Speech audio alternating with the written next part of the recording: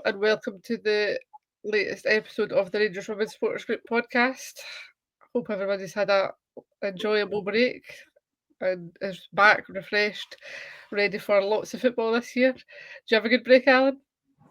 I did, yes. It was nice to get a wee bit of time off.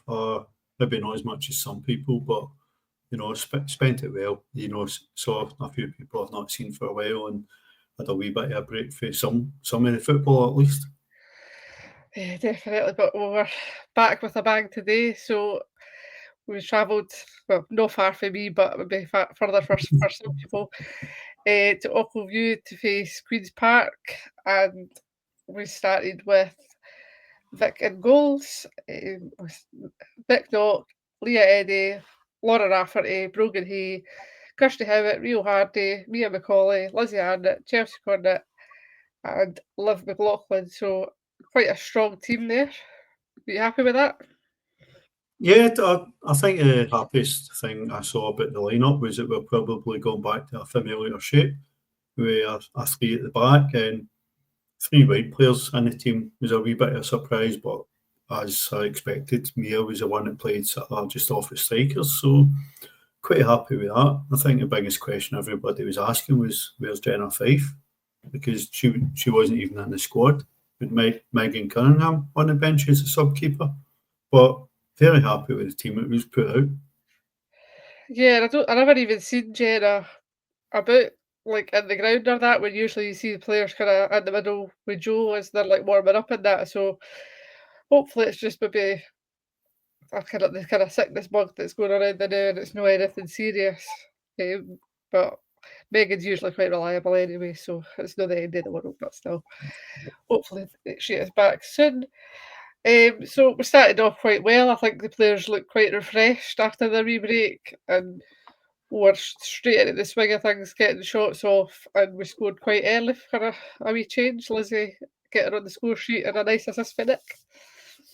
Yeah, definitely. I think it was one that Lizzie's definitely tried to play the ball in for somebody to get an endy, but as wingers are always sort of told, if we're going to put balls in like that, play percentages, make sure it's on target, and then if everybody misses it, as happened, it ends up right in the back of the net. So 1-0, first goal of the year, Lizzie Arnott, and it was a good start.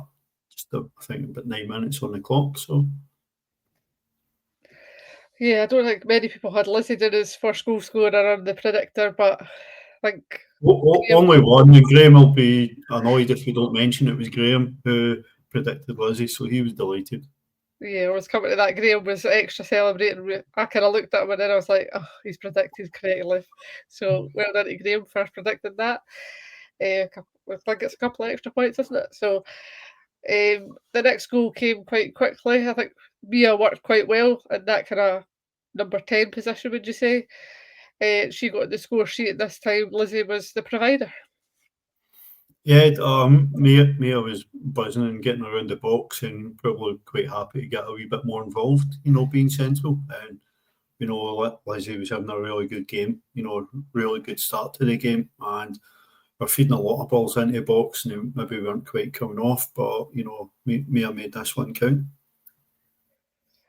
She did, and then Mia turned the assist for the next one, 16 minutes, and Liv was on the score sheet. So good already coming back, and the goals are kind of getting spread across the team as well, which was nice to see. Yeah, this is brilliant for Mia. She's played clean through and goal, and you expect her to take a shot on, but she's quite close to the keeper and she's got this awareness to just knock it to the side for Liv, who done really well to stay on side, and she just taps it into an empty net. So I think Liv was probably quite surprised that Mia's not being selfish here, but I thought it was absolutely brilliant awareness for Mia just to know where Liv was and know where the keeper was and just lay it off for her. Yeah, I think you kind of expect Mia to take the shot for there, but to set it up, to have the awareness of where kind of Liv was, and her looking up and giving her that kind of goal on a plate as such, it was good as well, because then it gets Liv's confidence up and whatnot. For there, we were 3-0 up, and we kind of reverted back to just passing the ball about, trying to play it through, made it a bit difficult for ourselves, I think. keeper did have a good few saves as well. It looked like we're just want to take all our chances in that kind of first half. Yeah, I think we left a lot of goals on the park. You know, we missed quite a lot of good chances, dragged quite a few sort of shots wide. Maybe players were a wee bit torn between taking a shot and actually playing a ball across for somebody. But you know, keeper had a really good game. You know, and you know, it was just too many touches maybe sometimes. You know, but Queens Park were defending for their lives. You know, they only had I think 13 players, and I think two of them were goalkeepers. So I think down to the bare bones is an understatement for Queens Park, but I think it was just before half time we finally managed to add a fourth.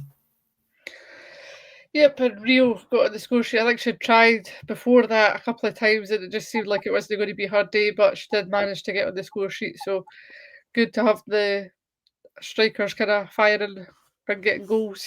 Which I think Rio's kind of needed that for her confidence as well. Yeah, definitely. Right in the middle of the box, you know, Queens Park were claiming for offside, but Rio's done well to stay onside and head off at point blank range. You know, Rio Hardy doesn't tend to miss him too often, so you know, good way to finish before we go in for half time. Yep, so 4-0 at half time. I think everybody was reasonably happy with that. I think we could have went in a couple more up, but we're quite happy with 4-0. Yeah, definitely. I think the most pleasing thing for me was just the intensity that we played at. You know, we're back to playing a shape that players are clearly more comfortable playing in. You know, they're more familiar. It's mostly how we've been playing for the last 18 months. You know, and the aggression and the intensity and the team and the performance was probably more pleasing for me than the goals that we'd scored. Yeah, so then at half time we seen Kathy warming up, and we thought it was going to be probably Raf coming off because she had a bit of a go at the ref because he had a bit of a nightmare first half at points. But it was Nick that came off, which I think surprised quite a few years. It did, but you know, Nick seems absolutely fine. You know, she was bouncing about at half time, and it was clearly just a case of managing minutes and you know making sure we got a variation of players getting minutes into legs after the break. So you know, a bit of reorganising the defence. You know, Leah switched sides and Raf came out to the right when maybe I thought she would just have went left and kept Leah where she was, but you know, it didn't seem to affect the balance of the team too much. No, I think they done quite well. Didn't take us long to get off the mark in the second half. We came out firing yet again. Mia on the score sheet again, and Lizzie getting another assist. Yeah, it was. We almost missed this because we were talking about half time sub, and you know Lizzie puts a great ball across, and Mia's there towards the back post, just finishing, you know, calmly with composure, with somebody far more experienced than she is. And as you say, it was a great start to the second half. Yeah, then the goals kept coming. Liv getting on the score sheet again. It's like buses these goals. He didn't score for long enough, and then they get two in a game. This time Brogan was the assist. Get the assist, I should say. Yeah, listen, Brogan had an excellent game on the right hand side, you know, and it was good to see her get involved in the goals. And you know, Liv McLaughlin's not in the team to score goals, but you know, to see her chipping in and adding a couple of goals today was absolutely brilliant to see. And you could tell that she was buzzing for getting on the score sheet.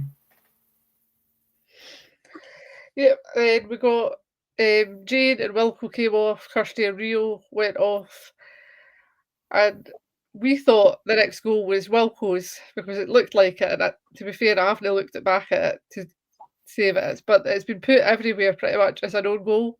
Have you looked back and changed your mind for a Wilco goal? No, for me, it's a Wilco goal. I've not seen a replay yet. I'm told that it's been given as an own goal because the defenders attempted to put it for a corner and it's went in. But you know, I looked at the game that it was a shot on target. You know, and it could have beaten the keeper anyway. So you know, I'll try and see a replay. But you know, I think it's very harsh to not credit Katie Wilkinson with that goal.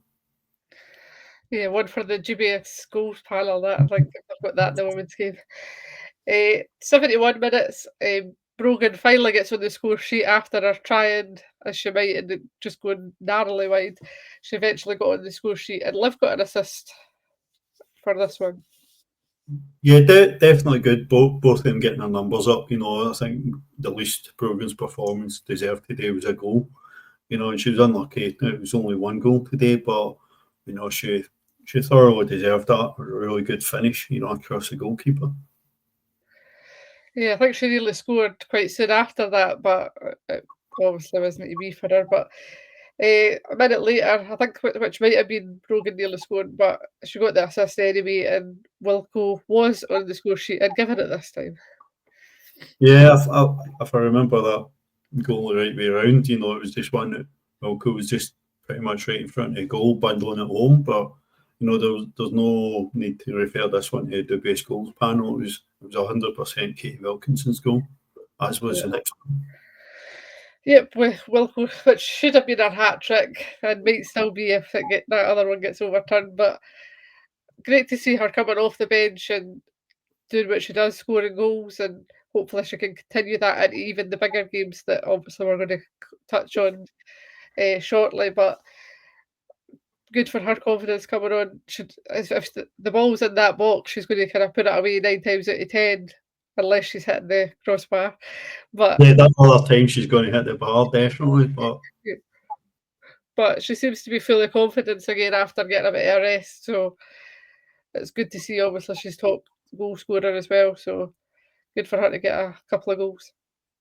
definitely, you want your strikers getting involved in, particularly when it's a big scoreline, against a struggling team. You want your strikers to get an end it and be hitting the back of the net. And Kirsty Howe was probably unfortunate. She didn't actually have too many clear cut chances, and she'll be frustrated, to have went off and not have scored. But I think the spread of goals across the team was really encouraging, and it'll do wonders for confidence. Yeah, Tess and Camille then came off. Liv, even, and Mia got a nice, well-earned break, which I think they deserved. And then Camille came on straight away and pretty much got a goal. Lizzie getting another assist, but good to see another player on the score sheet. Yeah, I always like Camille's energy and her desire to get into the box, and getting the end of these chances. And for somebody so slight, she's always involved, quite close to the goal, and she's got quite a sort of poacher's instinct, I think, for a midfielder. So great to see her come on and get involved. Yep, the next goal came a couple of minutes later, and it was a bit of a stramash, as we like to say. Wolf will be happy probably with that one, getting a wee stramash. I like a stramash. I think it was given to Kathy because I think she did get it, but some folk were thinking it was an own goal. So who knows really? It's another one we need to look back on, to be fair. But I if it think was, looking at the tweets and then the pictures, Kathy's fired the ball in and Jane's tried to sort of force it home, and I think it's been kind of carried over the line by Dion Brown. So I think it probably was an OG, that one, but again, it's one that we'll probably have to watch the highlights 3 or 4 times to actually see what happened, because we actually thought the referee had awarded a free kick and realised he'd actually awarded a goal. yeah, I think it caught a lot of people out because nobody really celebrated until the players started celebrating, which was quite weird. It's not something you kind of see often in a football stadium, but uh, we had to wait another couple of minutes for another goal, and it was Camille on the score sheet again. And then the final goal of the day was Jane Ross. So a good spread of goals across the team, which is always good. It saves relying on the strikers. So good for the confidence. They seem to have needed that rest, and it seems to have paid off in this game anyway. Oh, definitely, and even looking at the players' demeanour, and then talking to them after a game, the players seem to have had a really, really good sort of break. They seem well rested.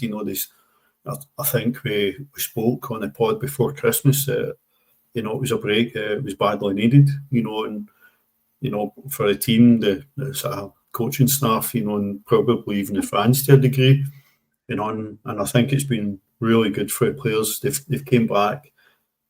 Admitted, it's a relatively easy game for them to come back to, but they're back in a familiar system, and they've benefited from that break. So the players are in a really good place, it looks like. So got big games coming up, so hopefully that carries on. Yeah, definitely. So who would you give your player of the match to? I think it's a bit of a tough one today, to be. It was, there was a lot of sort of really good performances, mental to talk about defenders when, you've won 14-0, no faced any shots on goal, but it was good to see Laura Rafferty play 90 minutes, and she played really well, but Lizzie, Mia, excellent, but I think Brogan, was a pick of the bunch today. Yeah, I've got the Lizzie slash Brogan because I think both of them were just absolutely phenomenal today. But as you say, Raf could definitely be in with a shout there because she was very commanding at the back as well. Like you could hear Nick feel like I think it was literally like 30 seconds in, she was shouting, but Raf was giving her a run for her money. She was shouting quite a lot as well. And I think we need that kind of commanding presence at the back and then it feeds through the team. So Raf was really good. But yeah, I think I'll give it to Brogan as well because she was just really good overall. So next week we just have the small matter of a semi-final against Celtic. We've seen this one before, haven't we? Yeah, that seems to be becoming quite common. We'll face him in a semi, So let's get that dealt with. Let's hope we go with the same system. I know Joe's experimented with a sort of hybrid type 4-4-2 formation in the bigger games before Christmas, but we saw that attempted twice and it didn't work. So I really hope we go with the same setup, and I'll probably even go with the same starting team next week. If we approach that game next week the way we approach today, I think we'll go into the game as favourites, and rightly so.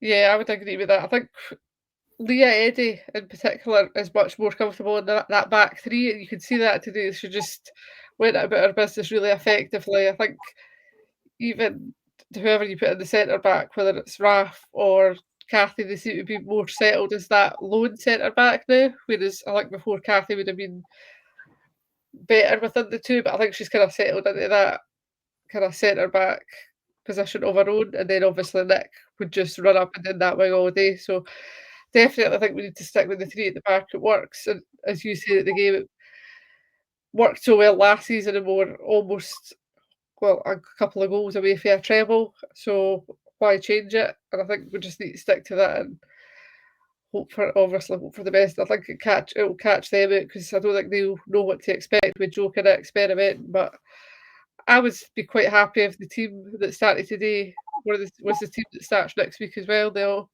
kind of end it today, I would say. So watch Joe throw a spanner in the works and it'll be totally different. But I think it should be kind of the same kind of team this today. And I think Mia deserves another run in that kind of number 10 as well because I think she played really well there today. Yeah, I think the only concern I've got probably with playing all three of the wingers is there's not much options on the bench to move players out wide.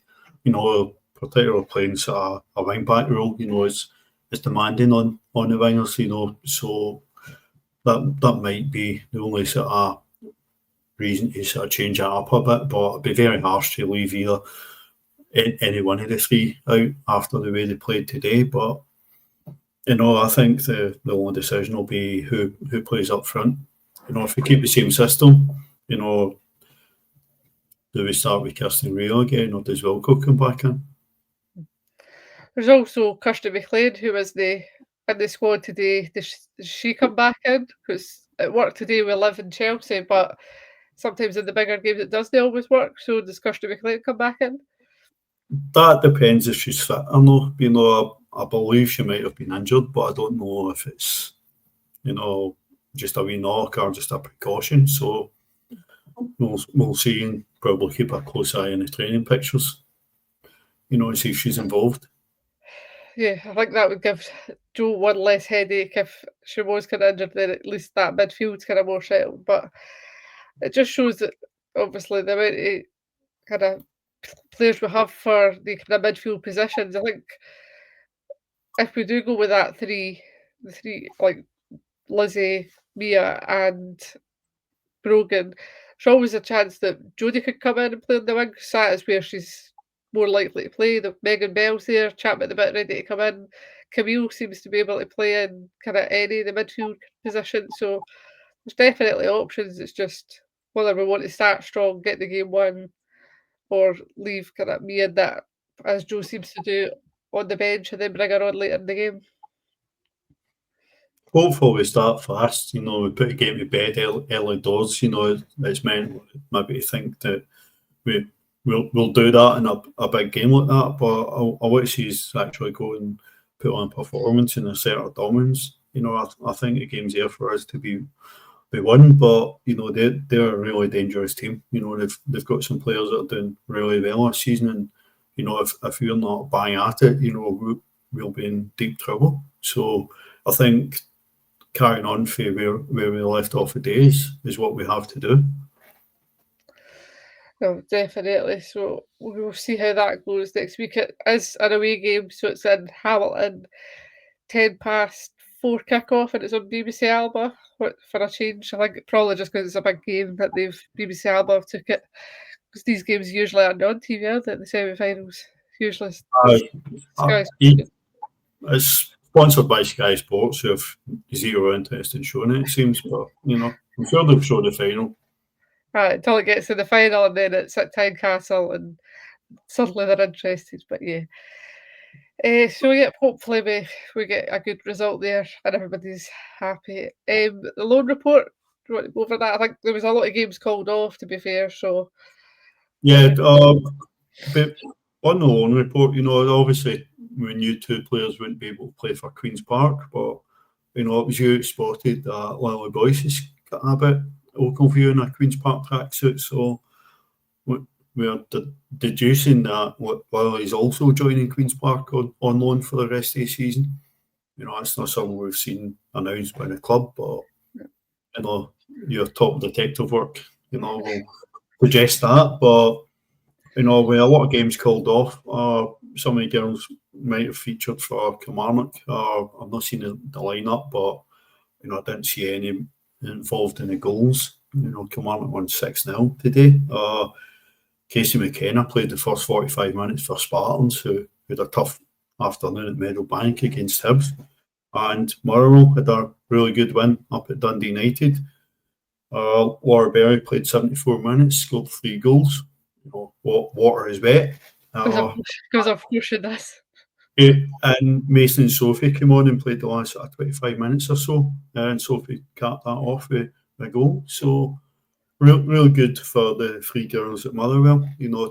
Probably tough 45 minutes for Casey at Spartans, but the girls at Hamilton had a late call off to their game, so we'll see when that's rescheduled for. Yeah, and I believe Mason assisted Sophie's goal as well, so all of the Motherwell girls having a bit of a say in that result, so that's really good. And the hat trick cheered Cara up, who's obviously not with us because she's a bit unwell now, so that made her day. Hopefully, Laura done some kind of celebration to dedicate it to Cara. I'm sure Cara will be watching the highlights on repeat just to make sure. No, definitely.